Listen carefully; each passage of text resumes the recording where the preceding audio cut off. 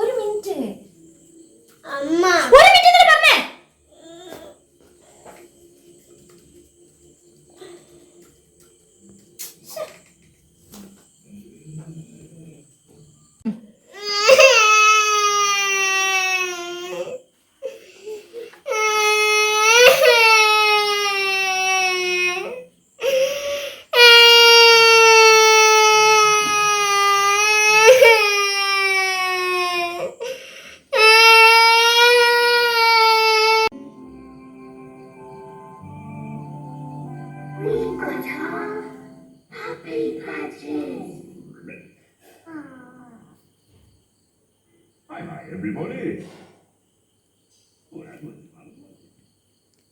മോനെ ബാ, ഫുഡ് കഴിക്കാലോ.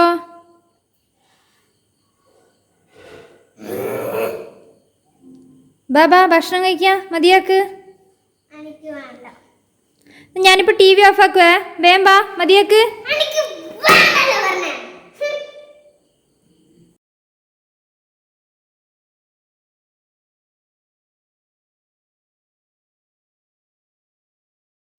നമ്മളെല്ലാവരും കുട്ടികളെ സ്നേഹത്തോട് തന്നെയാണ് വളർത്തുന്നത് അല്ലേ. നമുക്ക് ഇഷ്ടമാണ്, ഒരുപാട് ഇഷ്ടമാണ്. പക്ഷേ നമ്മൾ ചെറിയ അവസരങ്ങളിൽ നമ്മൾ അവരോട് ദേഷ്യപ്പെടേണ്ടി വരും. നമ്മൾ ചിലപ്പോൾ ഓഫീസിൽ തിരക്കായിരിക്കാം, നമ്മളുടെ എന്തെങ്കിലും ടെൻഷനായിരിക്കാം. അങ്ങനെയുള്ള അവസരങ്ങളിൽ നമുക്ക് അവരോട് ഷൗട്ട് ചെയ്യേണ്ട അവസരങ്ങൾ വരാറുണ്ടല്ലേ. നമ്മൾ വിചാരിക്കും ഇറ്റ്സ് ഓക്കെ, ഒരു കുഴപ്പമില്ല, ചെറിയ കാര്യമാണെന്ന് വിചാരിക്കും. പക്ഷേ അവരുടെ ആ കുഞ്ഞു മനസ്സിനുണ്ടല്ലോ, അതിനൊരുപാട് അത് വേദനിപ്പിച്ചിട്ടുണ്ടാവും. കുട്ടികൾക്കറിയില്ലല്ലോ അല്ലേ. നമ്മളിപ്പോൾ ഇവിടെ എന്താണ് കണ്ടത്? ആ അമ്മ എന്താണോ കൊടുത്തത് അത് അവർക്ക് തിരിച്ചു കിട്ടി. ആ കുഞ്ഞിനെ അറിയാൻ പാടില്ലായിരുന്നോ അമ്മ ബിസി ആയതുകൊണ്ടാണ് അങ്ങനെ ദേഷ്യപ്പെട്ടതൊന്നും ആ കുഞ്ഞിനെ അറിഞ്ഞില്ല. അതുകൊണ്ട് തന്നെ അവൻ ഇഷ്ടപ്പെടാത്ത ഒരു അവസരത്തിൽ അവനും അതുപോലെ ഷൗട്ട് ചെയ്തിട്ട് റിയാക്ട് ചെയ്തു അല്ലേ. നമ്മൾ വിചാരിക്കും നമ്മൾ പറയുന്നത് കേട്ട് അനുസരിച്ചാണ് കുഞ്ഞുങ്ങൾ വളരുന്നതെന്നല്ലേ. നീ നല്ല രീതിയിൽ വളരണേ മോനെ, നീ നന്നായി പഠിക്കണേ മോനെ, അങ്ങനെയൊക്കെ ആയിരിക്കുന്നല്ലേ. പക്ഷേ അല്ല കേട്ടോ.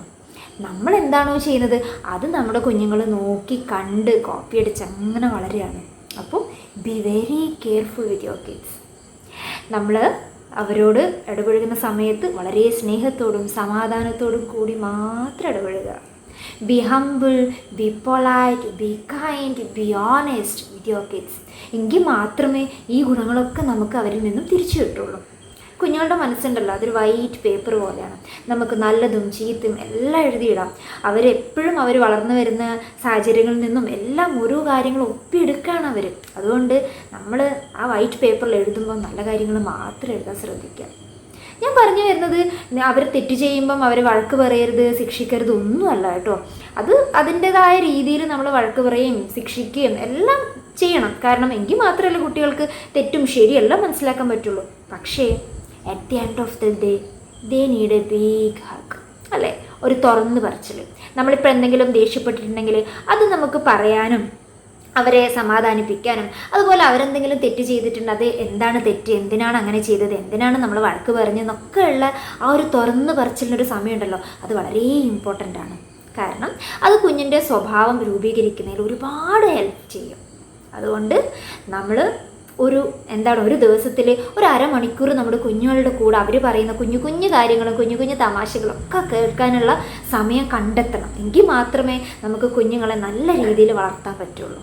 അപ്പോൾ behave with your kids very properly, love them, be kind and give them a big hug. Okay. അപ്പം നല്ല സ്വഭാവ ഗുണമുള്ള നല്ല കുട്ടികളെ വളർത്തിയെടുക്കാൻ നമുക്ക് പറ്റട്ടെ എന്ന് ആശംസിച്ചുകൊണ്ട് തൽക്കാലം ഞാൻ നിർത്തുന്നു. നന്ദി, നമസ്കാരം. Stay safe, stay healthy, stay happy. By.